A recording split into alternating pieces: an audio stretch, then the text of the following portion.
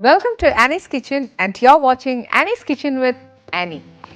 ഇന്നത്തെ റെസിപ്പി നല്ല നാടൻ ഒരു റെസിപ്പിയാണ് ചെയ്യാൻ പോകുന്നത്. ഈ റെസിപ്പി ഇഷ്ടപ്പെടാത്ത ഒരു വ്യക്തിയുമില്ല. പക്ഷേ ഈ റെസിപ്പി എന്നാന്ന് ചോദിച്ചു കഴിഞ്ഞാൽ ഒരു മീൻകറിയാണ് വെക്കാൻ പോകുന്നത്. പക്ഷേ അത് കോട്ടയം സ്റ്റൈലാണോ എന്ന് ചോദിച്ചാൽ അല്ല. കാര്യം എന്നാന്ന് വെച്ചാൽ കോട്ടയം സ്റ്റൈൽ നമ്മൾ ഒരു പ്രാവശ്യം ഇവിടെ വെച്ചതാണ്.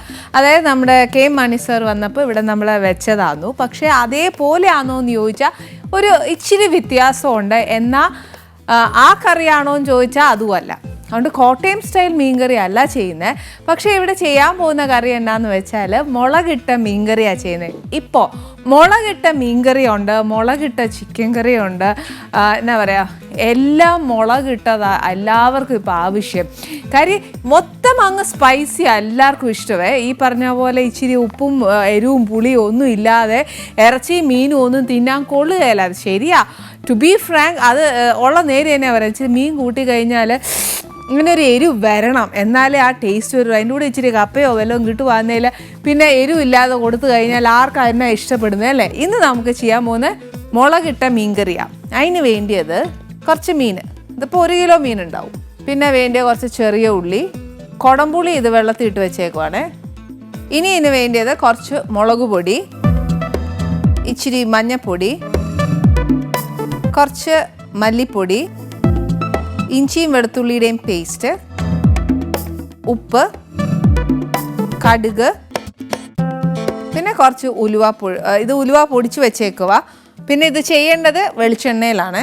ഇനി എന്നാ ചെയ്യേണ്ടത്, ഉലുവ പൊടിച്ചു വെച്ചില്ലെങ്കിലും പ്രശ്നമൊന്നുമില്ല. നമുക്ക് തനി ഉലുവയാന്നേൽ അത് ഇട്ടേച്ചാലും മതി. ഇപ്പോൾ പൊടിച്ചത് എൻ്റെ കയ്യിലുള്ളത് കൊണ്ട് ഞാൻ അത് ഇടുന്നതേ ഉള്ളേ.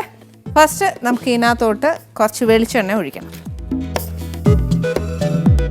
ഇതിനൊരു ഇച്ചിരി എണ്ണ വേണം ഈ മീൻകറിക്ക്. എന്നാന്നോ, എണ്ണ ഇത് വെളിയിൽ വെച്ചിരുന്നാലും ചീത്താവുകയില്ല.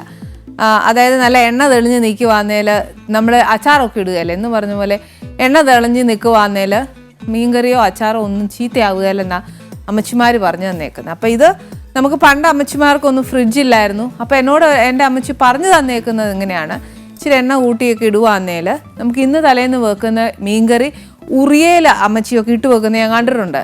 അപ്പോൾ അതിനകത്ത് ഇട്ട് വെച്ച് കഴിഞ്ഞാൽ പിറ്റേ ദിവസം ഉച്ചയ്ക്ക് തിളപ്പിച്ചാൽ നല്ല അസൽ മീൻകറിയാണ്. ഒരു കേട് വരികയില്ല എന്നാണ് പറയുന്നത്.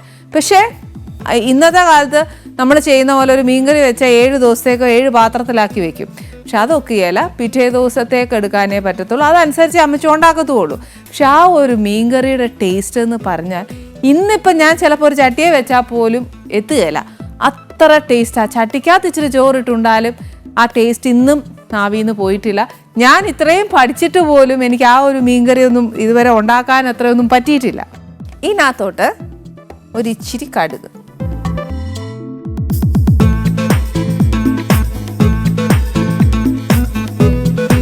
ഇതിൻ്റെ കൂട്ടത്തിൽ തന്നെ ഒരു ഇച്ചിരി ഉലുവ,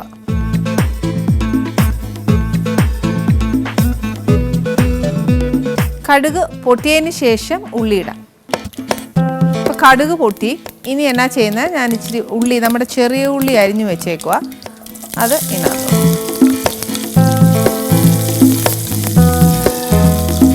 ഈ ഉള്ളി ഒരുപാട് മൂക്കണ്ട, ഒന്ന് വാടിയാൽ മതിയെ. നമ്മൾ വഴറ്റിയെടുക്കുകയല്ലേ എന്ന് പറഞ്ഞ പോലെ ഇച്ചിരി ഒന്ന് വഴറ്റിയെടുത്തേച്ചാൽ മതി.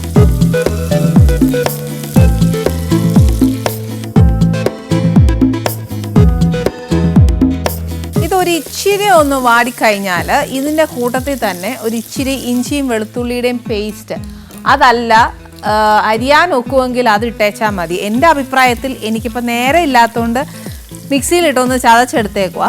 അല്ലെങ്കിൽ ഉണ്ടല്ലോ ഒരു കഷ്ണം ഇഞ്ചിയും ഒരു 5 വലിയ വെളുത്തുള്ളി ആണെങ്കിൽ ഒരു 5 അല്ലി, അപ്പോൾ അത് കണക്കാക്കി കുഞ്ഞാന്നേലും ഒരു 10-12 ഉള്ളി ചെറിയ വെളുത്തുള്ളി അരിഞ്ഞ് ചേർക്കുന്നതിനകത്ത് നല്ലത്.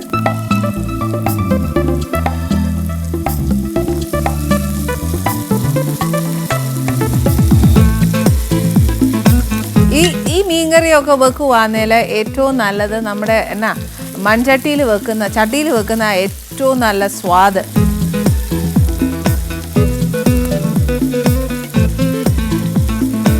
ഇനിയിപ്പം ഇത് എന്താ പറയുക, ഒരുപാട് അങ്ങോട്ട് നമുക്ക് ബ്രൗൺ കളറോടെ മൂക്കണ്ട, ഒന്ന് വഴന്ന് വരികയല്ലേ, അതായത് ഒന്ന് മൂത്ത് തുടങ്ങും എന്ന പച്ചച്ചൊവ മാറിയ ഒരു ഇത്, അത്രയും മാത്രം ഇത് മൂത്താൽ മതി.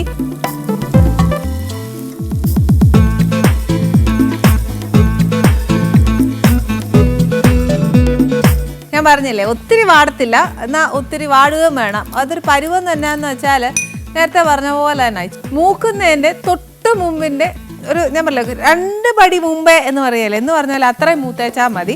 എന്നാൽ അവിടെ ഇവിടെ മൂത്തോന്ന് ചോദിച്ചാൽ മൂത്തു, അങ്ങനെ ആ ഒരു പരുവം ഉണ്ടല്ലോ. തീ കുറച്ച് വെച്ചേച്ച് ഇച്ചിരി മഞ്ഞപ്പൊടി, കാശ്മീരി മുളക് പൊടി ഒരു 4 ടീസ്പൂണോളം ഇടാം. അതിൻ്റെ കൂട്ടത്തിൽ 1 സ്പൂൺ മല്ലിപ്പൊടി, 1.5 സ്പൂൺ ഇട്ടോ.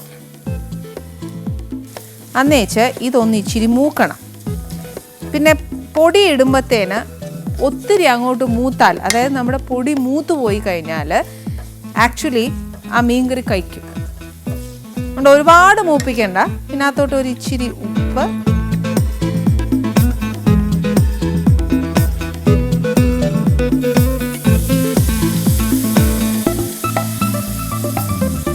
ഒരു 2 കഷ്ണം കുടംപുളി ഇട്ടേച്ചാൽ മതി. ചിലപ്പോൾ ചില പുളിയൊക്കെ ഭയങ്കര പുളിയാണേ, എത്രയാണെന്നുള്ളത് നമുക്ക് അറിയാൻ ഒക്കെയില്ല. അപ്പോൾ തിളച്ചിട്ട് പുളി അഥവാ കുറവാണെങ്കിൽ എന്തായാലും നമ്മുടെ പുളി വെള്ളത്തിലുണ്ട്. അതുകൊണ്ട് അതിൽ നിന്ന് 2 അല്ലെങ്കിൽ ഒന്ന് പിഴിഞ്ഞൊഴിച്ചേച്ചാലും മതി. ഒത്തിരി കൂടിപ്പോയി കഴിഞ്ഞാൽ ഉണ്ടല്ലോ പുളിയുടെ ആ ഒരു കമർപ്പ് മുന്നിട്ട് നിൽക്കും. എന്നാൽ ഇതെല്ലാം ഒഴിച്ചേച്ച് നമ്മുടെ ആ ചേർത്തേക്കുന്ന പൊടി ഒരു മെറൂൺ കളർ ആവുകയും വേണം.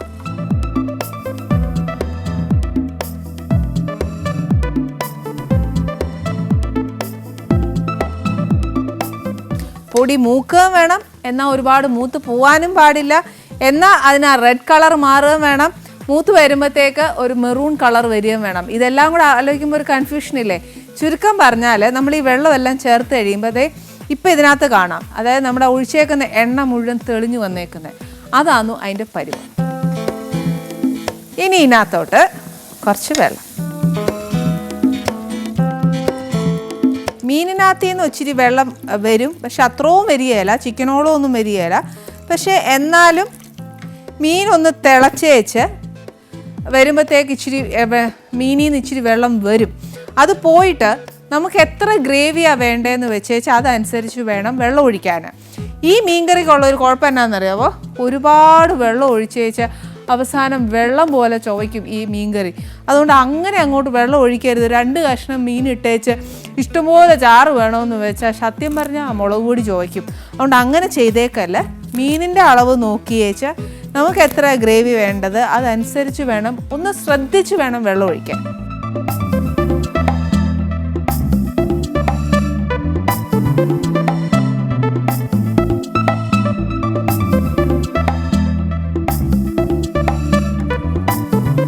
ഇനി ഇതിനകത്ത് പുളി ധാരാളം ഉണ്ട്. ഇപ്പം എനിക്ക് ആസിറ്റീസ് പുളിയുണ്ട്. ഇതിനകത്ത് ഒരുപാട് പുളി അങ്ങോട്ട് മുന്നിട്ട് നിന്ന് അഥവാ ഇച്ചിരി ബാക്കി ഉണ്ടേ തന്നെ ഉണ്ടല്ലോ, ആ പുളി ഇരുന്നിരുന്ന് ഊറും. അപ്പോൾ എന്നാന്നറിയോ, പിറ്റേ ദിവസം തിളപ്പിക്കുമ്പോഴത്തേന് പുളിയുടെ ആ ഒരു ഇതില്ലേ അത് ഒത്തിരി മുന്നേ ആയിരിക്കും, മീൻ കറിയുടെ ടേസ്റ്റ് വരികയില്ല. ഇനി നെക്സ്റ്റ് നമ്മൾ ഈ പറഞ്ഞ പോലെ മീൻ ഇനി ഇടാൻ പോവുക. ഈ മീനെ ഇട്ട് കഴിയുമ്പോൾ മീനിൻ്റെ ഈ സാധനം എല്ലാം പിടിക്കും, ഉപ്പും പുളി എരിവ് ഇതെല്ലാം പിടിക്കും. അപ്പത്തേന് ഇത് ഇച്ചിരി മുന്നിട്ട് നിൽക്കുക. ഇത് പിടിച്ച് കഴിയുമ്പം ഇത് ബാലൻസ്ഡ് ആവും. മറ്റേ നമ്മൾ ഒത്തിരി അങ്ങോട്ട് ചേർക്ക് വന്നേലേ, ഇത് പിടിച്ചേച്ച് പിന്നെ ആ പുളിയെല്ലാം അല്ലേ മുന്നേ നിൽക്കും. ഇതിന് പകരം പിഴിപുളി ഒഴിക്കാവോ എന്ന് ചോദിച്ചാൽ ഇതുവരെ ഞാൻ ശ്രമിച്ചിട്ടില്ല, അതാണ് എനിക്കറിയുന്നൂടെ. ഗ്രേവി തിളച്ചേച്ച് വേണം മീനിടാൻ.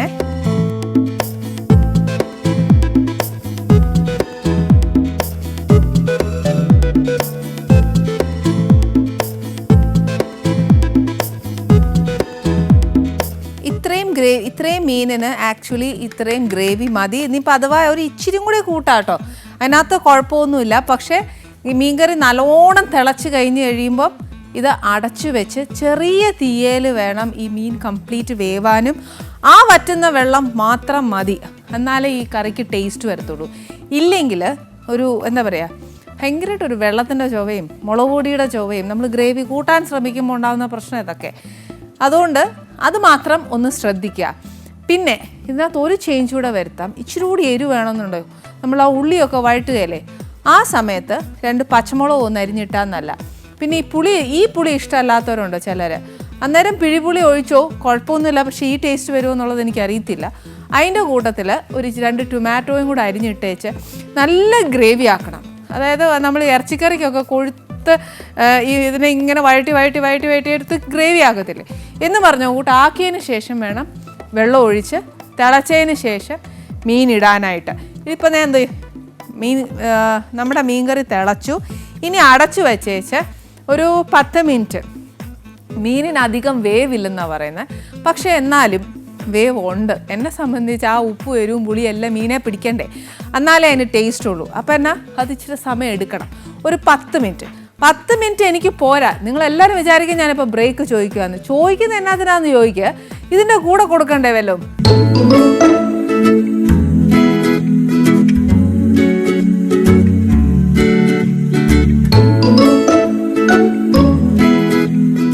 Welcome back to Annie's kitchen.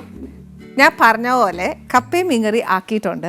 ഇനി ഒരൊറ്റ താമസമേ ഉള്ളൂ, നമ്മുടെ ഗസ്റ്റ് വരാനുള്ള താമസമേ ഉള്ളൂ. അതെന്നാന്ന് വെച്ചാൽ ഇച്ചിരി താമസിച്ചാലുള്ള ഗുണം 2 ഗുണമുണ്ട്. നമ്മുടെ ആ സസ്പെൻസ് എന്നാന്നൊരു എന്താ പറയുക, ഒരു ആകാംക്ഷ ഉണ്ടാവും. സെക്കൻഡ്, എൻ്റെ മീൻകറി ഇച്ചിരി കൂടി ഇരിക്കുമ്പോഴത്തേക്ക് ആ മീൻകറിയിൽ കുറച്ചുകൂടി ഉപ്പും പുളി എരിവൊക്കെ പിടിച്ചിട്ട് സ്വാദ് കൂടത്തേ ഉള്ളൂ. അപ്പോൾ ഇന്ന് നമ്മുടെ ആനീസ് കിച്ചണിൽ വരാൻ പോകുന്ന ആരാന്ന് വെച്ചാൽ, നമുക്ക് മലയാളികൾക്ക് എത്രയോ ഇഷ്ടമുള്ള ഒരമ്മയാണ് നമ്മുടെ ആനീസ് കിച്ചണിൽ വരാൻ പോകുന്നത്. എനിക്ക് ആ അമ്മയെ ഭയങ്കര ഇഷ്ടമാണ്. പെട്ടെന്നാണ് ആ അമ്മ എല്ലാ മലയാളികളുടെയും മനസ്സിലേക്ക് ഓടിക്കയറിയെന്ന് പറഞ്ഞാൽ ചുമ്മാ കയറിയതല്ല ആ അമ്മ. അതെന്ന് വെച്ചാൽ ആ അമ്മയോടുള്ളൊരു ഇഷ്ടം എന്ന് പറഞ്ഞാൽ, ആ അമ്മയോട് വർത്താനം പറഞ്ഞാൽ ആ അമ്മ എല്ലാ മക്കൾക്കും അമ്മയായി മാറുന്ന ഒരു അമ്മയാണ്. അത്ര നിഷ്കളങ്കയായ ഒരു അമ്മയാണ് ഇന്ന് ആനീസ് കിച്ചണിൽ വരുന്നത്. അമ്മ ഒറ്റയ്ക്കല്ല വരുന്നത്, അമ്മയുടെ മോളും കൂടെ ഉണ്ട്. എനിക്ക് സത്യം പറഞ്ഞാൽ അമ്മ എന്ന് പറയുമ്പോൾ ഒരു ഇച്ചിരി സെൻറ്റിമെൻറ്റ്സും സിമ്പത്തിയൊക്കെ ഇച്ചിരി കൂടുതലാണ്, ഒരു ഇഷ്ടം കൂടുതലാണ്. അതുകൊണ്ട് അമ്മേനെ ഞാൻ ഒരുപാട് നേരം നിർത്തുകയല്ല, അമ്മേനെ ഞാൻ ആനീസ് കിച്ചണിലേക്ക് വിളിക്കുക. ലക്ഷ്മി അമ്മേ, ലക്ഷ്മി അമ്മേ, എന്നാ ഉണ്ട് വിശേഷം? നല്ല വിശേഷം. ആണോ? സുഖമായിട്ടിരിക്കുന്ന? സുഖമായിട്ടിരിക്കുന്ന. നമുക്ക് അവിടെ ഇരിക്കാം.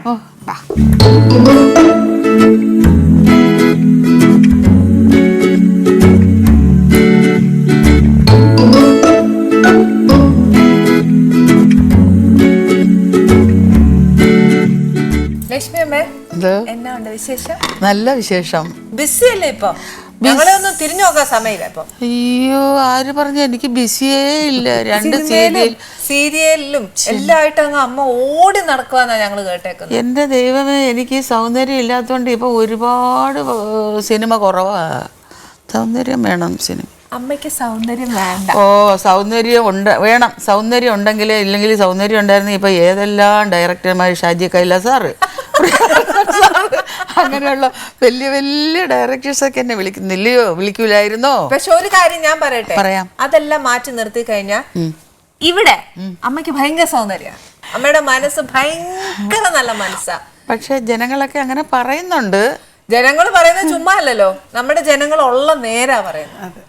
അതുകൊണ്ട് ഈ അമ്മ ഭയങ്കര ഇഷ്ടമാണ്, അതറിയാവോ അമ്മയ്ക്ക്? വലിയ സന്തോഷമുണ്ട് അതിൽ, എനിക്ക് ഭയങ്കര സന്തോഷം. പെട്ടെന്ന് ഇതിൽ ഒരു കാര്യം അറിയാവോ, നമ്മളെ 2 പേരുടെയും ഗുരു ഒന്നാ, അറിയാവോ? സീരിയലിൽ കൊണ്ടുവന്ന ആരാ? സീരിയലിൽ കൊണ്ടുവന്ന ബാലേന്ദ്ര മേനോൻ സാറിന്റെ സിനിമയെ കൊണ്ടുവന്ന ബാലേന്ദ്ര മേനോൻ സാറാ.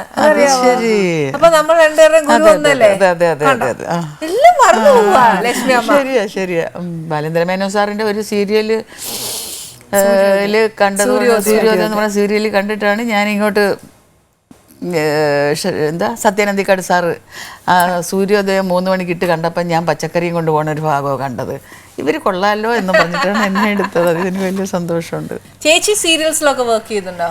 ഞാൻ കുറേ സീരിയൽ ചെയ്തതാണ്, കുറേ ചെയ്തു. ഇപ്പം നമ്മുടെ അമൃതയുടെ തന്നെ അയ്യപ്പ ശരണം അതെല്ലാം ചെയ്യുന്നുണ്ട്. ചേച്ചിക്ക് ഇതേപോലെ ആക്ട്രസ് ആവാൻ ഇഷ്ടമായിരുന്നു? ആ, കൊച്ചിലെ തൊട്ട് അത് തന്നെ. ഈ അമ്മ നാടകത്തിലൊക്കെ കുഞ്ഞുനാളിൽ പോയി? ഞാൻ മമ്മിയുടെ കൂടെ നാടകത്തിന് തന്നെയാണ് വന്നത്. മമ്മിയുടെ കൂടെ തന്നെ 10th കഴിഞ്ഞപ്പോ നാടകത്തിൽ അഭിനയിച്ച്. അപ്പൊ അമ്മയോട് പറഞ്ഞു അങ്ങനെ അമ്മ എനിക്ക് അഭിനയിക്കാൻ ഇഷ്ടമാന്ന് പറഞ്ഞതാണോ അതോ അമ്മ അങ്ങോട്ട് ചോദിച്ചു? ഇഷ്ടത്തിൻ്റെതല്ലായിരുന്നു, ഇഷ്ടമായിരുന്നു സ്കൂളിൽ പഠിക്കുമ്പോ. പിന്നെ നമ്മുടെ ബുദ്ധിമുട്ടുണ്ടായിരുന്നു. അപ്പൊ അമ്മ ഒറ്റയ്ക്കല്ലേ, അമ്മയ്ക്ക് ഒരു കൂട്ടായിട്ട് ഞങ്ങൾ 4 മക്കളാണ്. അപ്പൊ അതില് അമ്മ ഒന്ന് ഹെൽപ്പ് ചെയ്യണം എന്ന്. ചേച്ചിയാണോ മൂത്തേ? ഇല്ല, ഞാൻ മൂന്നാമത്തെ. അപ്പൊ ഹെൽപ്പ് ചെയ്യാൻ വേണ്ടിട്ട് കൂടെ ഇറങ്ങി. പിന്നെ ഇതങ്ങ് ജീവിത മാർഗമാക്കി. ഓക്കേ. അമ്മ തിരുത്താറുണ്ടോ? മോളെ ഇന്ന പോലെ ചെയ്യ ഇതുപോലെ ചെയ്യെന്നൊക്കെ പറഞ്ഞിട്ട് ഉണ്ടെന്നായി ഉറപ്പായി ആ ലുക്കിലേ മനസ്സിലായി. ചില സമയങ്ങളിലൊക്കെ ഞാൻ പറയും ലക്ഷ്മി കുറച്ചും കൂടെ ഇവിടെ അങ്ങനെ കാണിച്ചാൽ ഇങ്ങനെ കാണിച്ചാൽ നന്നായിരിക്കുമെന്ന് പറയും. അപ്പം മമ്മി അത് എല്ലാവർക്കും എന്നെ ഇഷ്ടമാണെന്ന് പറയും, എല്ലാവർക്കും എൻ്റെ അഭിനയം ഇഷ്ടം, മമ്മിക്ക് പിന്നെ ഒരു തിരുത്തലുണ്ട് എന്നങ്ങ് പറയും. അതുകൊണ്ട് തന്നെ ഞാനിപ്പോൾ അങ്ങ് വിട്ടു നിർത്തി. അല്ല അങ്ങനെ പറഞ്ഞാലും ഞാൻ പിന്നെ അത് ഒറ്റയ്ക്കിരുന്ന് ഇങ്ങനെ ശ്രമിക്കും. പെട്ടെന്ന് കേറിക്കൊണ്ട് അതെല്ലാ അമ്മമാർക്കും ഉള്ള സുഖം. അതെ അതെ, പെട്ടെന്നൊരു പറച്ചിൽ. അല്ലെ പെട്ടെന്ന് നമ്മൾ എത്ര കഷ്ടപ്പെട്ട് നമ്മൾ എത്ര പെയിൻ എടുത്ത് ഒക്കെ അഭിനയിച്ച് കഴിയുമ്പോഴത്തേക്ക് പെട്ടെന്ന് പറയാം ചെയ്തൊന്നും ശരിയായില്ല, നീ ഇതുപോലെ അങ്ങോട്ട് ചെയ്യാൻ. അതെ, അപ്പോഴും ഉള്ളതും കൂടി ഇല്ലാതാവും. അപ്പൊ ഡിമ്മായി ചിന്ത വരും, ഡിസ്കറേജ്, നമ്മളൊരു ഒരു എനർജി ലെവൽ അങ്ങ് ഡൗൺ ആയി പോയ പോലെ അല്ലെ. അതിൽ നിന്ന് പിന്നെ ഒന്ന് എണീച്ച് വരണം. അപ്പൊ അതിന് വേണ്ടിയിട്ടാണ് ഞാൻ മമ്മിയുടെ അടുത്ത് തർക്കിക്കുന്നത്. അവർക്ക് എല്ലാവർക്കും എന്നെ ഇഷ്ടം തന്നെ, മമ്മി ചുമ്മാ എന്നിട്ട് ഞാൻ പിന്നെ ഒറ്റയ്ക്ക് ഇരുന്നിട്ട് ഞാനിങ്ങനെ ശരിയാ മമ്മി പറഞ്ഞത്, അപ്പൊ അതുപോലെ ചെയ്ത് നോക്കാം എന്ന് പറഞ്ഞാൽ ചെയ്യും. ഒരു കാര്യമുണ്ട് ചേച്ചി, എന്നാന്നോ, ഏറ്റവും കൂടുതൽ നമ്മളെ കുറ്റപ്പെടുത്തുന്ന ഏതൊരു മക്കൾക്കും ഏറ്റവും കൂടുതൽ കുറ്റങ്ങൾ പറഞ്ഞ് മനസ്സിലാക്കി തെറ്റ് തിരുത്തുന്ന അമ്മ തന്നെയാണ്. ആ അമ്മയോടും സിൻസിയർ വേറെ ആർക്കും ഇവക്കെന്നല്ല. എൻ്റെ അഭിനയം എങ്ങനെയെന്നുള്ളത് ജനങ്ങൾ വേണമല്ലോ പറയാനുള്ളത്. അത് ഒരുവിധം കൊള്ളാം എന്നാണ് പറയുന്നത്. പക്ഷെ ഞാൻ ഈ അഭിനയിക്കുമ്പോൾ സിനിമയായാലും സീരിയലായാലും സാധാരണക്കാരും അറിയാതെ അബദ്ധത്തിൽ പറയും മോളെ ഇങ്ങനെ വന്നേ, അങ്ങനെ മറ്റുള്ളവർക്കും കൂടെ ഒരു തെറ്റ് തിരുത്തൽ കൊടുക്കണമുണ്ട്.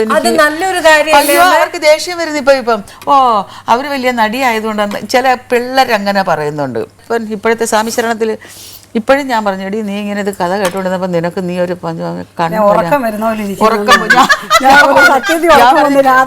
അത് കേൾക്കുമ്പോൾ ഇങ്ങനെ ആ ഒരു ഭക്തി വരുമ്പോഴും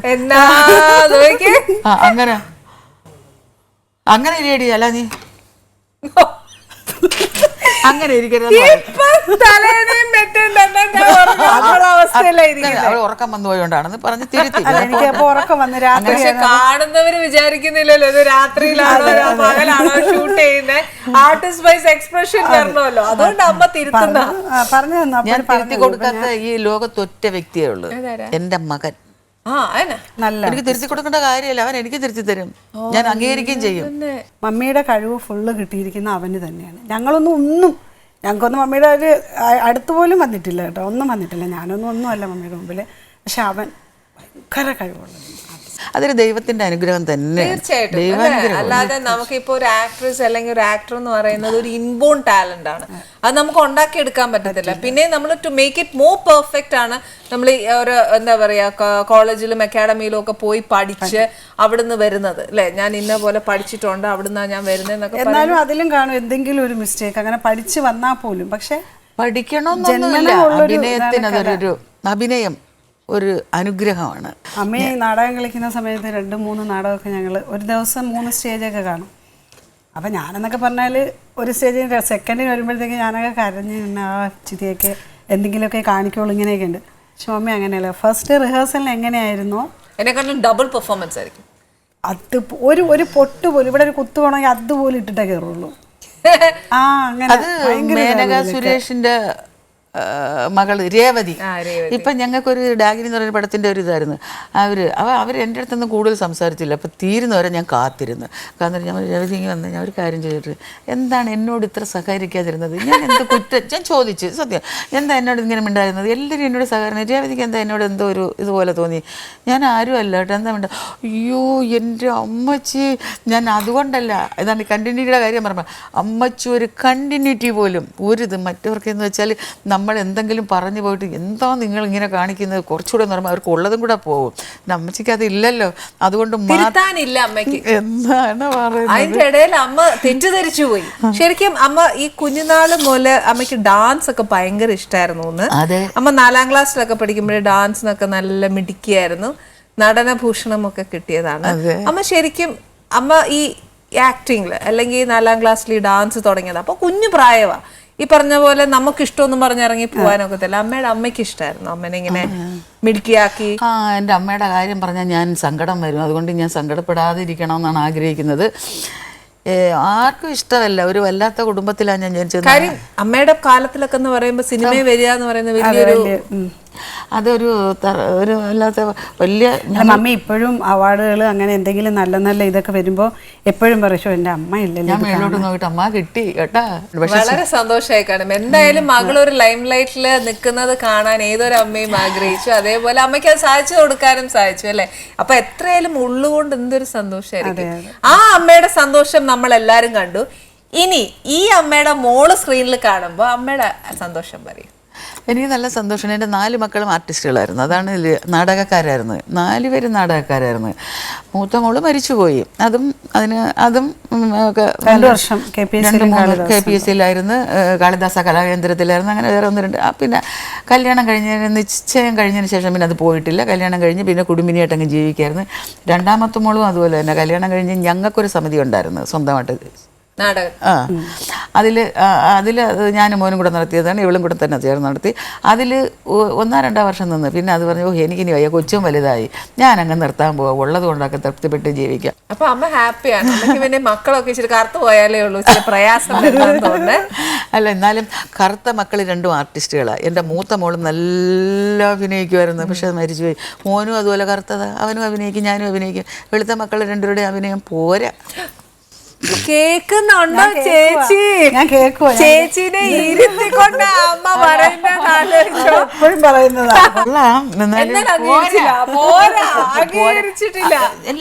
അഭിനയം പൂർത്തിയായവരാരെങ്കിലും ഉണ്ടായി? എനിക്കും ഉണ്ട് പൂർത്തിയാകാൻ. ഫിനിഷിംഗ് ഉള്ള ഒരു അഭിനയം മോഹൻലാൽ പോലും പറയും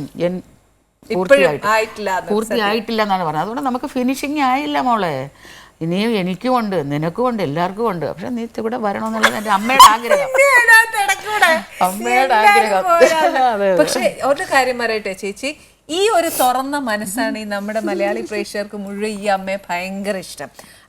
അതായത് ഇപ്പൊ രേവതി, മേനക ചേച്ചിയുടെ മോള് രേവതി പോലും ഇപ്പം അമ്മയോട് മിണ്ടാതെ പോയപ്പോ അമ്മയ്ക്ക് അറിയില്ല, ഫസ്റ്റ് ടൈമാണ് അമ്മ രേവതിയെ കാണുന്നത്. അമ്മ വിളിച്ചു നിർത്തി എന്തുകൊണ്ട് മിണ്ടിയില്ല എന്ന് ചോദിച്ചിട്ട് പോണെങ്കിൽ അമ്മയുടെ മനസ്സ് അത്ര നിഷ്കളങ്കമാണ്.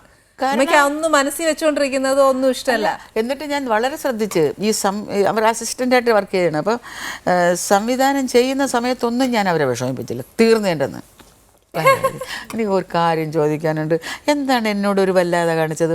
മറ്റേ അവർക്കും ഒക്കെ എല്ലാം പറഞ്ഞു കൊടുക്കുന്നത് എന്താണ് എന്ന് പറയുമ്പോൾ അയ്യോ അങ്ങനെ വിചാരിക്കരുതെന്ന് പറഞ്ഞിട്ടാണ് ഈ കാര്യം പറയുന്നത്. അപ്പോൾ എനിക്ക് ശരി അങ്ങനെയാണല്ലോ, എന്നാൽ കുഴപ്പമില്ല.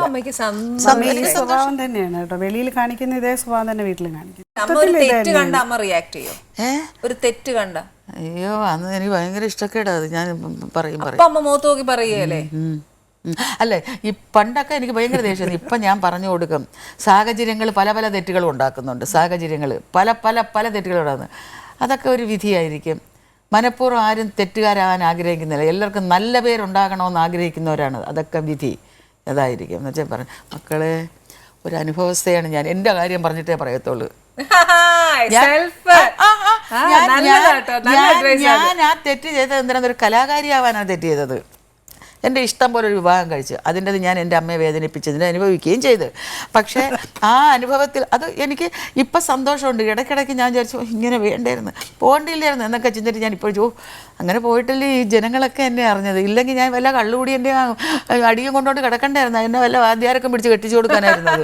അങ്ങനെയൊക്കെ ആവത്തില്ല, എനിക്ക് വേണ്ട, വാദ്യാരും കള്ളു കുടിക്കും, എനിക്കിഷ്ടമല്ലായിരുന്നു. അപ്പോൾ ഞാൻ അങ്ങനെ നോക്കി വന്ന് ഇത് വരാനുള്ളൊരു യോഗം എൻ്റെ തലയിൽ കിടക്കുന്നു. സത്യം, കഷ്ടപ്പെട്ടെങ്കിൽ പോലും ഇതുപോലൊരു യോഗം. ഞാൻ ഇവളോട് പറഞ്ഞു, മക്കളെ നിനക്കും എന്നെപ്പോലൊരു അവസരം വരും, എൻ്റെ നാക്ക് പൊന്നാണ്. നീ എവള് കരയും ചിലപ്പോൾ, മമ്മി എനിക്ക് ഇത്രയും വർക്ക് ഇരുന്ന് 4 വർക്ക് കഴിഞ്ഞ് ഞാൻ കുറേ വർക്ക് ഒരു 12-13 ഇങ്ങനെ വർക്ക് ചെയ്തോണ്ട് അപ്പം കുറച്ച് നാളായിട്ട് അത് ബ്രദറിന് സുഖമില്ലാതെ വന്നപ്പോഴത്തേക്ക് ഞാൻ പിന്നെ അവൻ്റെ കൂടെ ഇങ്ങനെ നടക്കുമായിരുന്നു. അപ്പം ഞാൻ പറഞ്ഞു, നീ സമാധാനപ്പെടും, നിൻ്റെതെല്ലാം എല്ലാം റെഡിയായി കഴിയുമ്പോഴത്തേക്ക് നീ തീർച്ചയായിട്ടും ഒരു 55 എൻ്റെ അനുഭവമാണ് നിനക്ക്. നീ വലിയവളാവും, അമ്മവേഷം കിട്ടും, നിനക്ക് കിട്ടും, നീ സമാധാനപ്പെടുന്ന പറഞ്ഞാൽ ആശ്വസിപ്പിക്കുക ചെയ്യുന്നത്. അത് സത്യമാണ്. കാരണം ഈ അമ്മ എന്ന് പറയുന്നത് ശരിക്കും ഞങ്ങളുടെ എല്ലാവരുടെയും മനസ്സിൽ ഓടിക്കേറിയത് എപ്പോഴെന്ന് പറയാം, ഹൗ ഓൾഡ് ആർ യു എന്ന ഫിലിമില്. ആ ഫിലിമിൽ കുറച്ച് സീൻസ് അമ്മ ചെയ്തിട്ടുള്ളെങ്കിലും ഇന്ന് ഈ നിമിഷം വരെ അമ്മേനെ അറിയാത്ത ഒരു വ്യക്തിയില്ല, അമ്മയെ സ്നേഹിക്കാത്ത ഒരു വ്യക്തിയില്ല മലയാളികള്. അത് ശരിക്കും പറഞ്ഞാൽ മഞ്ജുവിൻ്റെ കൂടെയാണ് അമ്മ വർക്ക് ചെയ്ത്, ഒരു വലിയ ആർട്ടിസ്റ്റിൻ്റെ കൂടെ വർക്ക് ചെയ്ത്. അതിൻ്റെ ഒരു എക്സ്പീരിയൻസ് ഉണ്ട്. അത് മലയാളത്തിൽ നമ്മുടെ മലയാളികളെല്ലാം അമ്മയെ അംഗീകരിച്ചു. നെക്സ്റ്റ് തമിഴില് ജ്യോതികയുടെ കൂടെ വർക്ക് ചെയ്തു, സെയിം ക്യാരക്ടർ. അതെ. തമിഴ് എക്സ്പീരിയൻസ് ഒന്ന് പറഞ്ഞു.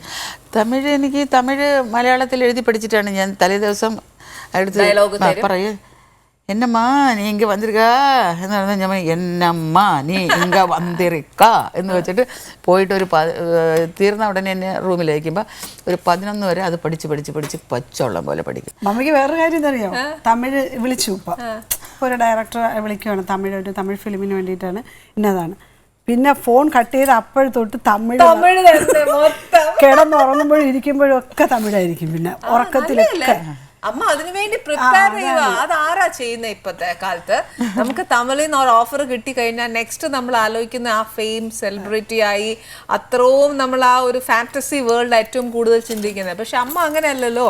അമ്മ ക്യാരക്ടറിലേക്ക് പെട്ടെന്ന് അങ്ങ് ഉൾക്കൊള്ളാനായിട്ട് ശ്രമിക്കുക. That is A true art. Tamil ഇങ്ങനെ പറഞ്ഞോണ്ടിരിക്കുക. അതുപോലെ ഒരു ക്യാരക്ടറിന് മലയാളത്തിലായാലും വിളിച്ചാല് മമ്മി തന്നെ ഡയലോഗ് ഉണ്ടാക്കിയിട്ട് ഇങ്ങനെ ആയിരിക്കും. നല്ല കുശുമ്പ് പിടിച്ച ഒരു അമ്മായിയമ്മയാണെങ്കിൽ ഒരു മരുമകളോട് എങ്ങനെയായിരിക്കും ട്രീറ്റ് ചെയ്യുന്നത്? തോറ്റ് ഞാൻ തെമ്മേ നിനക്ക് എന്തിനാ കുഴപ്പം? ഇങ്ങനെയൊക്കെ ഞാൻ അങ്ങ് തനിച്ച് പറയും. എല്ലാം ഞാൻ പഠിച്ചിട്ടേ പോകത്തുള്ളൂ. വെൽ പ്രിപ്പയർഡ് ആണ് അമ്മ. വെരി ഗുഡ് അമ്മ. ഈ ഒരു ശരിക്കും പറഞ്ഞാൽ ഇപ്പത്തെ ആക്ട്രസ് ആയാലും ഈ പറഞ്ഞ ഞാൻ പോലും ഈ അമ്മയുടെ നിന്ന് കുറേ പഠിക്കാനുണ്ട് ശരിക്കും. അമ്മ ഈ പറഞ്ഞ പോലെ ഞാൻ പറഞ്ഞില്ലേ, പെട്ടെന്നാണ് ഈ മലയാളത്തിലേക്ക് മനുഷ്യന്റെ എല്ലാവരുടെയും മനസ്സിൽ ഈ ഒരു ആർട്ടിസ്റ്റ് എവിടെ ആയിരുന്നു ഇത്രയും കാലം. അതാണ് വിധി. എനിക്കിപ്പോഴാണ് ഇത് ആവശ്യം. എനിക്ക് ആകണമെന്ന സമയത്ത് എനിക്കായി എന്നാണ് ഞാൻ പറയുന്നത്. താമസിച്ചെന്ന് ഞാൻ ഒരിക്കലും പറയത്തില്ല. അന്നൊക്കെ നാടകം കളിച്ച് ജീവിക്കാനുള്ള നല്ല പിള്ളേർ കിടക്കുന്നത്, പിള്ളേരെ നോക്കണം എനിക്കന്ന്. ഞാൻ ഒരു സിനിമാക്കാരിയായിട്ട് പോയാൽ പിള്ളേർ വഴി പോവും. അപ്പോൾ അതൊക്കെ ദൈവം നേരിൽ എൻ്റെ മനസ്സ് കണ്ടിട്ടായിരിക്കും ചെയ്തതെന്നേ ഞാൻ പറയൂ. അന്ന് നാടകം കളിക്കാൻ എനിക്ക് നല്ല ചുറുചുറുക്കായിരുന്നു. ഞാൻ ഇവള് പറഞ്ഞ കണക്ക് 4 നാടകം വരെ കളിച്ചിട്ടുണ്ട്. ആദ്യം ഇത്ര സമിതികളിൽ ഒരു 10 മണിക്ക്, 2 മണിക്ക്, 6:30, 7 മണിക്ക്, പിന്നെ ലാസ്റ്റ് അത് കളിച്ചിട്ടുണ്ട്. 4ാമത്തെ നാടകം 1ാമത്തെ നാടകത്തിനേക്കാൾ നന്നായിരിക്കും. അതെന്താ അമ്മ ഇങ്ങനെ അമ്മ ഈ ചുറുചുറുക്ക് വരുന്നത്? അമ്മ ഈ അമ്മയുടെ നല്ല പ്രായത്തിൽ അമ്മ നാടകത്തിനെല്ലാം പോയിക്കൊണ്ടിരുന്നത്. അപ്പൊ നിങ്ങൾ തീരെ കുഞ്ഞുങ്ങളാണ്. ശരിക്കും അമ്മയെ മിസ്സായിട്ടില്ലേ? അമ്മ ഇന്ന് പോകണ്ട അമ്മ എന്ന് പറഞ്ഞിട്ടില്ലേ? പറഞ്ഞിട്ടില്ല. ഇവർക്ക് അറിഞ്ഞൂടാ. അതിന് വേറെ കാര്യം കൂടെ ഉണ്ട്. 2ാമത്തെ നാടകത്തിന്റെ 3ാമത്തെ നാടകത്തിന്റെ ആദ്യത്തെ മാത്രം ഞാൻ കഴിക്കും. ബാക്കിയൊക്കെ വാരിക്കെട്ടി പൊതിഞ്ഞുകൊണ്ട് കൊടുക്കും. ബ്രെഡും ഏത്തപ്പഴവും മുട്ട പുഴുങ്ങിയതും ഇഡലി. ചുരുക്കം പറഞ്ഞാൽ നിങ്ങൾ അമ്മ പോയിട്ട് തിരിച്ച് അമ്മയുടെ കയ്യിൽ എന്നാ പൊതിയുണ്ടെന്ന് എന്റെ മുഖത്ത് നോക്കിയിട്ടില്ല. വരുമ്പോഴത്തേക്ക് ഞാൻ എന്റെ മുഖത്തുണ്ട് നോക്കാം. ഞാൻ ചിലപ്പോൾ ബാഗിൽ വെച്ചോണ്ട് വരുമ്പോ അതും കാണിക്കും കുട്ടികൾ. അങ്ങനത്തെ പിള്ളേരായിരുന്നു. അത് കിട്ടാനുള്ള മോഹം കൊണ്ടുണ്ടായിരുന്നു. അപ്പോഴാണ് നിറച്ച് ആഹാരം നല്ലല്ലോ. ഇങ്ങനെ വല്ലവരും കൊടുക്കുന്നുണ്ട് കഴിക്കാൻ. പക്ഷെ ഒരു കാര്യം ഞാൻ ലക്ഷ്മിജി പറയാം, ഈ അമ്മയ്ക്ക് ജനിച്ച മോള് ഭാഗ്യമാണ്. ശരിക്കും ഇത്രയും ആശ്വസിപ്പിക്കുന്ന ഒരമ്മ എന്ന് പറയുന്നത് സംതിങ് ഗ്രേറ്റ്. ബിക്കോസ് ഒരമ്മയും ഈ പറഞ്ഞ പോലെ മോളെ ആ ചാപ്റ്റർ അടയ്ക്ക്, അല്ലാതെ അതിനെപ്പറ്റി ആലോചിച്ച് നീ വിഷമിക്കാതെ നിനക്ക് ലൈഫ് മുന്നോട്ട് ഒരുപാട് കിടക്കുന്നു എന്ന് പറഞ്ഞ് പ്രോത്സാഹിപ്പിക്കുന്ന ഒരു അമ്മയാണ് വേണ്ടത്. അതും ഈ അമ്മ എന്ന് പറഞ്ഞാൽ ലേറ്റസ്റ്റ് ജനറേഷനിലുള്ള ഒരു അമ്മയല്ല. അമ്മ പഴയ കാലത്തിൽ നിന്ന് വന്ന അനുഭവസ്ഥയാണ് അമ്മ, അല്ലേ? അതിൽ നിന്ന് അമ്മ പറഞ്ഞു തരുന്നതാണ്. Something great Lakshmiji. You are truly blessed with that. അതല്ല, ഒരു കാര്യം ചോദിച്ചോട്ടെ, ഈ മാരി 2-ലൊക്കെ പോയിട്ട് ധനുഷിനോടെ ഒക്കെ കളിച്ചോ ഡാൻസും അല്ലോ? ധനുഷൊക്കെ നല്ല സ്വഭാവമായിരുന്നു. ധനുഷൊക്കെ നല്ലത് തന്നെ. നമ്മൾ അവരെ കണ്ടാണ് എഴുന്നേക്കുന്നുണ്ട്. ഞാൻ ഇവിടെയൊക്കെ അങ്ങനെയാണ്. വലിയ ഒരു കടുമ്പ നാടിനെ കണ്ടു എന്തൊക്കെയാണ് അവിടെ ചെന്ന് നമ്മൾ ഉക്കരുക്കരുക്കരുക്കരു വേണ്ടമ്മ എന്നമ്മാ അങ്ങനെ ഇങ്ങോട്ട് തരും നമുക്ക്. അന്നേരം അമ്മ എന്നാ എടുക്കും? അയ്യോ എന്നെ ഇങ്ങനെ ഇരുത്തിയോ എന്നൊക്കെ ചോദിച്ചൊരു ചമ്മലും ഒക്കെ അല്ലേ? ഭയങ്കര ചമ്മലായിരുന്നു എനിക്ക്. അയ്യോ എന്നോട് എന്തിനാ ഇങ്ങനെ കാണിക്കുന്നത് എന്നാ തോന്നിയത് എനിക്ക്. അതിനകത്തും ഇതേപോലെ ഡയലോഗ് ഒക്കെ നേരത്തെ പഠിച്ചു. അപ്പോഴും ഞാൻ സായി പല്ലവിയുടെയൊക്കെ നേരത്തെ എനിക്കറിയാവുന്നതാണ്. അപ്പോഴും സായി പല്ലവിക്കൊക്കെ എന്നെ നല്ല നമ്മളോട് ഇങ്ങോട്ട് പെരുമാറുന്നതൊക്കെ എനിക്ക് അഭിനയം വരുന്നത്. അത് മഞ്ജു വാര്യരിൽ നിന്ന് പഠിച്ചതാണ്, ജ്യോതികയിൽ നിന്ന് പഠിച്ചതാണ്, മറ്റുള്ളവരിൽ എല്ലാവരിൽ നിന്ന് പഠിച്ചിട്ടുണ്ട്. വലിയ വലിയ ആർട്ടിസ്റ്റുകളോട് നമ്മളോട് പെരുമാറുന്നത് കണ്ടാലുണ്ടല്ലോ, ഷോ നമ്മൾ എന്ത് ചെയ്യണം? നമുക്ക് ആ ഒരു ഫ്രീഡം കിട്ടും ശരിക്കും. മറ്റേ നമ്മളോട് ഒരു ജാട കാണിച്ചേച്ചൊക്കെ നിൽക്കുമ്പോഴത്തേക്ക് അയ്യോ ഇവരോട് എങ്ങനെ നമ്മൾ ഫ്രീ ആവും, ഇവരെങ്ങനെ നമ്മളോട് തിരിച്ചുള്ള ആറ്റിറ്റ്യൂഡ് എങ്ങനെയാണ് എന്നൊന്നും നമുക്ക് മനസ്സിലാവാത്ത രീതിയിൽ നമ്മുടെ എക്സ്പ്രഷൻസ് വെളി വരത്തില്ല. മറ്റേ ഫ്രീ ആണെങ്കിൽ അവര് നമ്മളോട് ഇത് കോപ്പറേറ്റ് ചെയ്യും ഒരുപാട്. അപ്പൊ നമുക്ക് ചെയ്യാനോ. മഞ്ജു വാര്യർ വന്ന് കണ്ടോണ്ടേ ഇങ്ങനെ ഞാൻ ലെഫ്റ്റ് കണ്ട് എൻ്റെ ആൻറ്റി എന്നാണ് വിളിക്കുന്നത്. എൻ്റെ ആൻറ്റി ഇത് എങ്ങനെ പറ്റിച്ചെടുത്തത്? ഇത്രയും നാൾ എവിടെയായിരുന്നു? ഇതന്നെ എല്ലാം മലയാളികളും ചോദിക്കുന്നത്, ഇത്ര നാൾ എവിടെയായിരുന്നു? ഞാൻ നിനക്ക് ഒരു സമയമുണ്ട് മോള് 14 വർഷം അഭിനയിക്കായിരുന്നു എന്താ ഞാൻ ചോദിച്ചു. അപ്പം ആ 14 വർഷം അഭിനയിച്ചിരുന്നെങ്കിൽ മോൾ ആരായിരുന്നേനെ? ഇപ്പോഴല്ലേ വന്നത്? അതിന് എല്ലാത്തിനും ഒരു അപ്പം മോൾക്ക് 14 വർഷം ദൈവം മാറ്റി വെച്ചതാണ്. ഇപ്പോഴല്ലേ വന്നത്? അത് മോളോട് തന്നെ അഭിനയിക്കാൻ കഴിഞ്ഞല്ലോ. എൻ്റെ ജീവിതത്തിൻ്റെ ഏറ്റവും സന്തോഷമാണ്. അത് ഒത്തിരി പേരെടുത്ത് പറഞ്ഞിട്ടുണ്ട്. മഞ്ജു വാര്യർ ഞാൻ പേടിച്ചിട്ടാണ് നിന്നത്. മഞ്ജു വാര്യരല്ലേ, അവരോട് ഞാൻ എങ്ങനെ അഭിനയിക്കുമെന്ന്. മമ്മി ആദ്യത്തെ സിനിമയുടെ രണ്ടാമത് വലിയ മഞ്ജു എന്നുള്ളത് എനിക്ക് ഭയങ്കര ഇഷ്ടമാണ്. മഞ്ജു വാര്യരുടെ ഞാൻ പറയും ഇത്ര പടമൊക്കെ കണ്ടിട്ടുണ്ട് ഞാനത്. അതുകൊണ്ട് അപ്പം ആ പെരുമാറ്റം വെറും അപ്പം എനിക്ക് സമാധാനമായി. അപ്പം എനിക്ക് ഫ്രീ ആയിട്ട് അഭിനയിക്കായിരുന്നു. ടെൻഷനില്ല, ഒരു ടെൻഷനും ഇല്ല. ചേച്ചിക്ക് എങ്ങനെ അമ്മേനെ പോലെ തന്നെയാണ് ഈ എക്സ്പീരിയൻസസ് വൈസ് അഭിനയിക്കുമ്പോഴും? അമ്മ ഇപ്പൊ പറയുന്ന ഒരു ആർട്ടിസ്റ്റ് ഓപ്പോസിറ്റ് നിൽക്കുന്നവർ നമ്മളടുത്ത് നല്ലപോലെ പെരുമാറിയാൽ മാത്രമേ സഹകരിക്കും, നല്ലൊരു സന്തോഷമായിട്ട് നിന്നാലേ എനിക്കും അത് പറ്റുള്ളൂ. അല്ല ചേച്ചി ശരിക്കും ഇപ്പൊ അമ്മയുടെ പോലത്തെ ക്യാരക്ടറാണോ?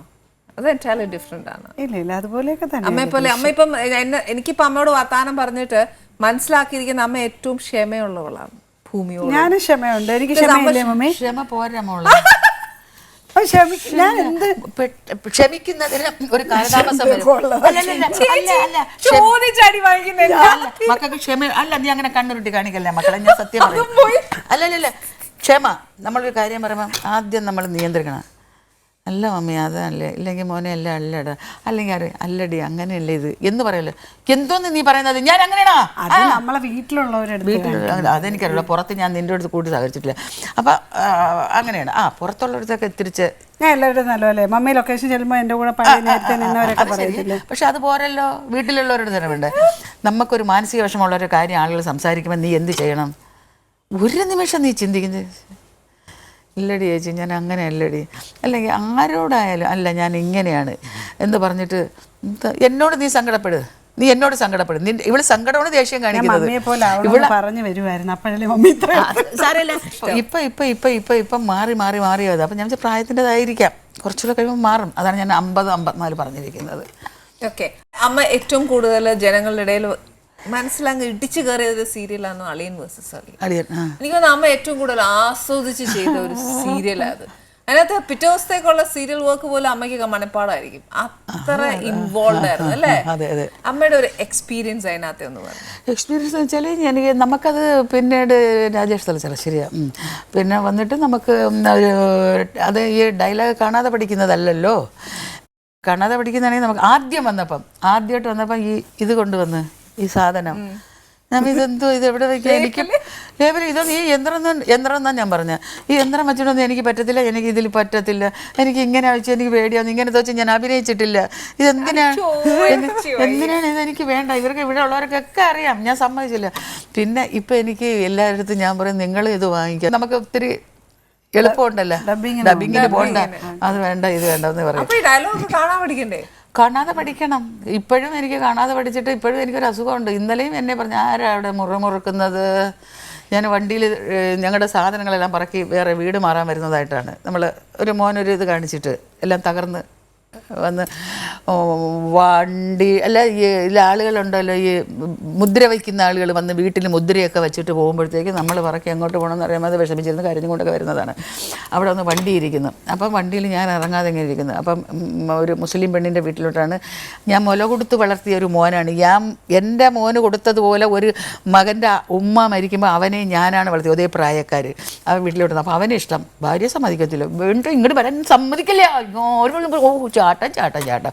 അപ്പോൾ ഞാനിങ്ങനെ എന്ത് ചെയ്യുന്നു പറയാൻ വണ്ടിയിരിക്കുന്നു. അപ്പോഴും ഞാൻ അതല്ല ശ്രദ്ധിച്ചു. ഡയലോഗ് വേണ്ട മോനെ, വേണ്ട മക്കളെ, ഞങ്ങൾ കാരണം നിങ്ങളുടെ കുടുംബത്തിനൊരു സ്വൈരക്കേടുണ്ടാവരുത്, ഞങ്ങൾ പോയിക്കോളാം, വണ്ടി തിരിച്ചു വിടാൻ പറ മോനെ എന്നൊക്കെ പറയുന്നതാണ്. അങ്ങനെ അപ്പോഴും ഞാനുണ്ടല്ലോ വണ്ടിയിൽ മറ്റേ മരുമോളും മക്കളൊക്കെ ഇറങ്ങി, ഞാൻ വണ്ടിയിലിങ്ങനെ ഇരിക്കുകയെന്ന് വേണ്ട പരിയക്കുട്ടി, ഞങ്ങൾ കാരണം നിങ്ങളുടെ കുടുംബത്തിലൊരു കുടുംബപ്പോരുണ്ടാകരുത്, ഞങ്ങൾ പോയിക്കോളാം മോനെ, വണ്ടി വിരിച്ചിടാൻ പറ എന്നൊക്കെ ഇങ്ങനെ പറ. അത് ഞാൻ ആരാ അവിടെ മുറുമുറുക്കുന്നത്? അന്ന് തൊട്ട് ഇതങ്ങ് മറക്കും ഞാൻ, അപ്പോൾ ഇതും മറക്കും. ഞാൻ അപ്പോൾ അവരോട് പണ്ടത്തെ സൂക്കേട് തുടങ്ങി. പിന്നെ ഫോണിൻ്റെ കാര്യം എനിക്കൊരു കുഴപ്പം. ഫോൺ ഉപയോഗിക്കുക എനിക്ക് ഫോണുണ്ട്, മറ്റേ ഇപ്പോഴത്തെ ഫോണല്ലല്ലോ, പണ്ടത്തെ ഫോണാണ്. അതെനിക്ക് സൈലൻറ്റിൽ ഇടാനും അറിഞ്ഞൂടാ, സ്വിച്ച് ഓഫ് ആക്കാനും അറിയാം. സൈലൻറ്റിൽ ഇടാൻ എപ്പോഴും ബെല്ലടിച്ചോണ്ട്. ഇത് എന്നെ ചേച്ചി ഇതൊക്കെ അമ്മയ്ക്ക് പറഞ്ഞു കൊടുക്കണ്ടേ? പറഞ്ഞു കൊടുക്കാൻ പറ്റില്ല, അതൊക്കെ മമ്മി അങ്ങനെ ചെയ്യുള്ളൂ. അങ്ങനെ കാര്യം ആരുടെ ഫോൺ ഞാൻ പറഞ്ഞു എൻ്റെ ഫോൺ തന്നെ ഞാനിപ്പോ ഓഫാക്കാം. അതൊക്കെ സമ്മതിക്കുവേ, സ്വന്തം തെറ്റ് സമ്മതിക്കുന്ന ഒരു വ്യക്തിയും ഇത് ആദ്യമായിട്ട്. ദൈവമേ, എന്റേതാണ്. തന്നെ എന്റേത് തന്നെ എന്നങ്ങ് പറഞ്ഞു ഞാൻ നിർത്തും. ചേച്ചി കൂടുതലും സീരിയലാണ്. ചേച്ചി ഇപ്പം ഇടയ്ക്ക് നാടകം തുടങ്ങി എന്ന് പറഞ്ഞു സ്വന്തമായിട്ട്, പക്ഷെ അതെന്നാ പറ്റി പിന്നെ നിന്നുപോയെ? സീരിയലുകാരായിരുന്നു ഈ വന്നത്, അവർക്ക് നമുക്ക് പിടിക്കാൻ പറ്റത്തില്ല. പിന്നെ എന്തിനാ നാടകത്തിൽ നിന്ന് വന്ന സീരിയൽ ആർട്ടിസ്റ്റുകളായിരുന്നു. തിയേറ്റർ വർക്ക്സ് ഒക്കെ നമുക്ക് നമ്മളിൽ നിന്ന് പോകുന്ന ഒരു സമയമല്ലേ, അതുകൊണ്ട് ഞാൻ ചോദിച്ചു. അപ്പൊ സ്വന്തമായിട്ട് ഇതേപോലെ ഒരു വലിയൊരു ആക്ട്രസ് കൂടെ ഉള്ളപ്പോ ആ ഒരു കണ്ടിന്യൂ ചെയ്ത് പോവാൻ പാടില്ലേ? നമ്മുടെ ഇപ്പോഴത്തെ ജനറേഷന് മമ്മയ്ക്ക് കൂടെ നിൽക്കാൻ പറ്റില്ലായിരുന്നു. മമ്മയ്ക്ക് സിനിമയും സീരിയലും ഉണ്ടായിരുന്നു. പിന്നെ ബ്രദർ നാടകത്തിൽ നിന്ന് വന്നതാണ്, അപ്പോൾ അവനും പറ്റത്തില്ലായിരുന്നു. അവന് സുഖമില്ലാതിരിക്കുമല്ലായിരുന്നു, കിഡ്നി പ്രോബ്ലം ആയിരുന്നു, ഇപ്പം മാറ്റിയതല്ലേ ഉള്ളൂ. അപ്പോൾ അവനും ഈ ഫുൾ ടൈം നമ്മുടെ കൂടെ നിൽക്കാൻ പറ്റില്ലായിരുന്നു.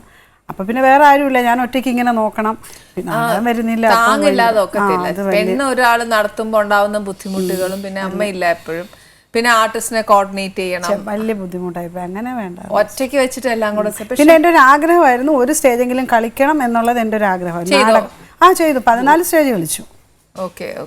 ഇപ്പം മോൻ കംപ്ലീറ്റ്ലി റെസ്റ്റ് എടുക്കുവാണ്. ബെറ്റർ ആയില്ലേ? ബെറ്റർ ആയി. അമൃതയുടെ ഷൂട്ടിന് വന്നു, പ്രശ്നമൊന്നുമില്ല. ഇടയ്ക്കിടയ്ക്ക് ചെക്കപ്പ് മാത്രം മതി. ആ സമയത്ത് മൊത്തം ഡിപ്രസ്ഡ് ആയിരിക്കും അമ്മ, കാര്യം അത്ര സെൻസിറ്റീവ് ആണ് ഈ അമ്മ. ഇല്ല, ഈ അമ്മയുടെ ഒരു പ്രാർത്ഥന കേൾക്കാത്ത ഒരു ദൈവവും ഉണ്ടാവില്ല. ഇവനെ ശുശ്രൂഷിക്കാനുള്ളതെല്ലാം സിനിമയും സീരിയലും കൊണ്ട് ഡയാലിസും വീട്ടുകാര്യങ്ങളും എല്ലാം ഞങ്ങളായിരുന്നല്ലോ, എല്ലാം നടത്തി. പെട്ടെന്ന് എനിക്കിങ്ങനെ ഒരു ഇത് വന്ന്, കുറച്ച് പണം കരുതി വെക്കണം, ഇനി മാറ്റി വെച്ചാലേ പ്രശ്നമുള്ളൂ എന്ന് പറഞ്ഞു. വരുന്നു വരുന്നില്ല, കരുതി വെക്കാൻ പറ്റില്ലല്ലോ, ഞാൻ എങ്ങനെ കരുതി? അപ്പോഴത്തെ ദസ്നിഖാൻ എന്ന് പറയുന്ന നടിയാണ്. ദസ്നിഖാൻ എന്താ വല്ലാത്ത വിഷമം കാര്യമെല്ലാം പറഞ്ഞ് വിഷമിക്കേണ്ട, ഇന്നാരുണ്ട് മിഥുൻ മിത്ര, നമുക്ക് ഫേസ്ബുക്കിൽ ഇടിക്കാമെന്ന് പറഞ്ഞ് എന്നെ കൊണ്ട് ഫേസ്ബുക്കിൽ ഇട്ട് ഞാൻ അക്കൗണ്ട് നമ്പർ കൊടുത്തില്ലായിരുന്നു, എൻ്റെ നമ്പർ കൊടുത്തായിരുന്നത്. അപ്പോൾ ജനങ്ങൾ എന്നെ വിളിച്ചിട്ട് ചോദിച്ചു, അമ്മേ ഇത് ഞങ്ങൾക്ക് വല്ലതും തരണമെങ്കിൽ എങ്ങനെ അയക്കും അക്കൗണ്ട് നമ്പർ? ഞാൻ പറയാം തരാമല്ലോ എന്ന് പറഞ്ഞിട്ട് ഞാൻ ഈ പയ്യനെ വിളിച്ചു. അപ്പോൾ തന്നെ എൻ്റെ അക്കൗണ്ട് നമ്പർ കൊടുത്ത് അവനിടിപ്പിച്ച് 4-ൻ്റെ അന്ന് തൊട്ട് എനിക്ക് പൈസകൾ വന്നു തുടങ്ങി.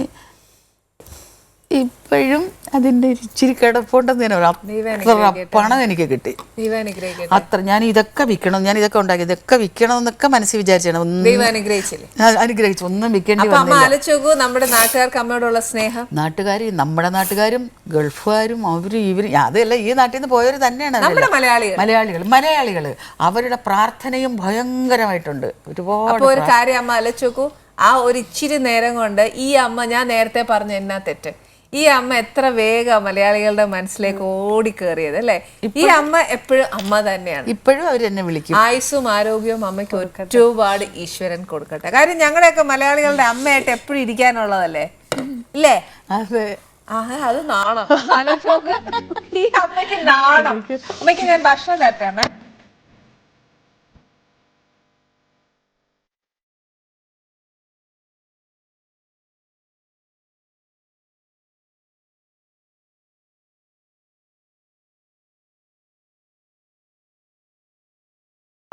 എന്തോ എങ്ങനെയുണ്ട്? നല്ല കറി. ഇങ്ങനെ കറി വെച്ച് തന്നാൽ ഞാൻ വീട്ടിൽ നല്ല സന്തോഷമുള്ളവളായിരിക്കും. ഇതെങ്ങനെയാണ് ഇത്? മുളകും ഞാൻ പറഞ്ഞടി ചേരുവയൊക്കെ ചോദിച്ചു പറഞ്ഞു.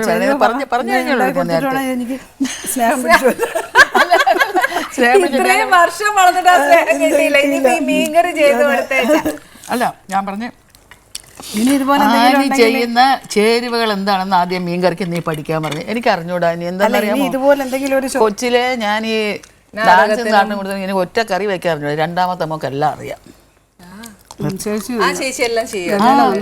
ഇതുപോലെ കറി വെക്കും. അപ്പൊ അവിടെ ഉണ്ടാക്കുമ്പോ അമ്മയ്ക്ക് കൊടുത്തു വിടും. ഇവരൊക്കെ പോയാൽ എല്ലാം ഈ പോത്തൊക്കെ വാങ്ങിച്ചിട്ട് എന്തോ ഒലത്തെന്നൊക്കെ എല്ലാം ഉണ്ടാക്കി നല്ല ടേസ്റ്റ്. അപ്പൊ ഈ പറഞ്ഞ പോലെ നമ്മൾ ഒരു കാലം ചോറും കൊണ്ടിരുന്നാ മതി. പന്നിയിറച്ചി ഒക്കെ ഉണ്ടാക്കും. ചേച്ചിയാണ് പാചക ശിരോമണി എന്ന് പറയുന്നത്, പാചക വിദഗ്ധ ചേച്ചി. നല്ല ആ ചേച്ചിയുടെ ഡയറക്റ്റായിട്ട് ഒന്ന് കാണണം. കാര്യം ഈ പാചകം ഇഷ്ടപ്പെടുന്ന വ്യക്തികൾക്കാണല്ലോ ഏറ്റവും കൂടുതൽ അങ്ങനെ ഒരു വ്യക്തിയെ കാണുമ്പോൾ കൂടുതൽ സംസാരിക്കാൻ കാണത്തുള്ളൂ. അപ്പൊ ചേച്ചി മീനച്ചാറ് റെസിപ്പീസ് അടിച്ചു മീനച്ചാറ് ഞാൻ കറി വയ്ക്കുന്ന കൊള്ളത്തില്ല, ചിലതൊക്കെ ശരിയാണ്, അതൊക്കെ കൊള്ളാം.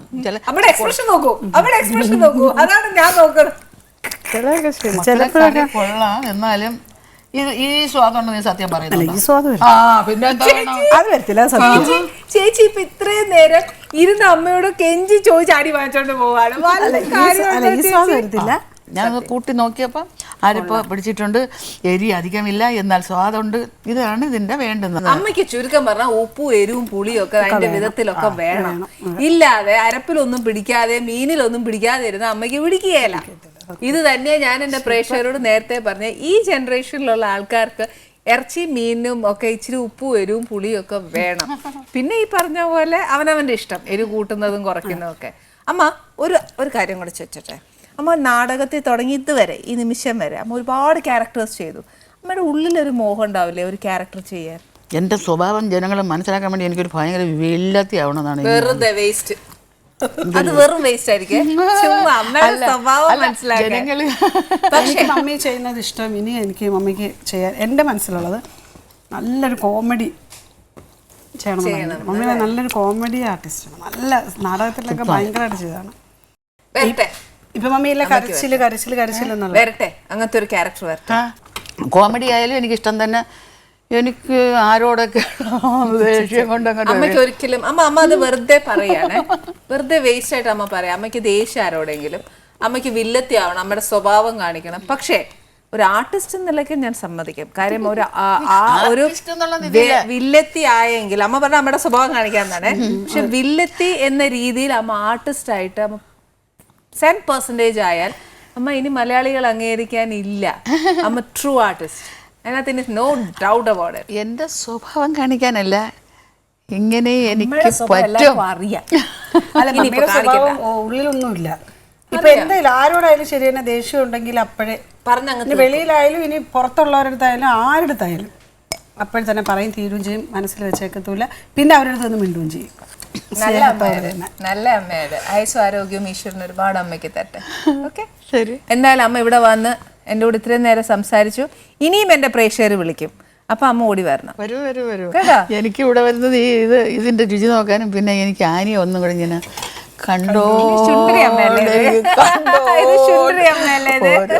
ഇതിങ്ങനെ നോക്കി എനിക്ക് ഭയങ്കര ഇഷ്ടമാണ്. ഞാൻ എന്താ പറഞ്ഞു, നമുക്ക് പോവാം, കൂടെ പോവാം. എന്റെ കൂടെ വരുന്നോ അമ്മ? നമുക്ക് ഇവരെയൊക്കെ വല്ലപ്പോഴും കാണാൻ പോവാവേ. അമ്മയെ ഞാനങ്ങ് ദത്തെടുക്കാം, അതല്ലേ നല്ലേ? ചേച്ചിയൊക്കെ കുറച്ച് ദിവസത്തേക്ക് വേണ്ട. ഞാൻ രാവിലെ എഴുന്നേൽക്കുമ്പോൾ 7 മണി 8 മണിയൊക്കെ ആവും. അപ്പോൾ രാവിലെ മമ്മിക്ക് 6:30 7 മണിക്ക് വണ്ടി വരും.